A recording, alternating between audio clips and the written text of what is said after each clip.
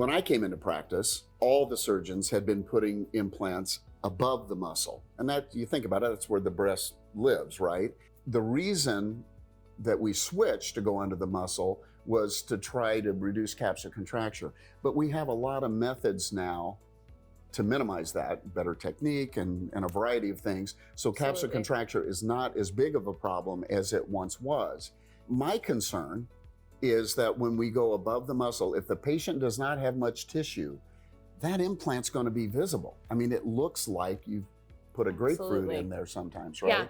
Yeah, it's a pretty augmented look. Yes, it can be. And what we saw from the old days of those initial cases being done that way is over time stretching of the tissues, and you'd get that thin rippling. Right, in that upper pole. In the upper pole. Yeah. And so the long-term results, and I'm a little concerned because this is kind of, what was old is new again. That, for sure. Yeah, in the early, few years, maybe this is going to look good, but what's it going to look like long-term? Yeah, absolutely. And one other thing, Dr. Natta, that I make it a point to talk to patients about is mammogram screening. Yes. And making sure that they are doing the appropriate breast cancer surveillance, and having an implant underneath the muscle is going to be best for those mammograms. Absolutely. And that's, you think about it, the number one cancer any woman who is otherwise healthy is ever going to get is breast cancer. It doesn't matter about family history and so on. Yeah. It's just, that's a high risk. And so detection is important.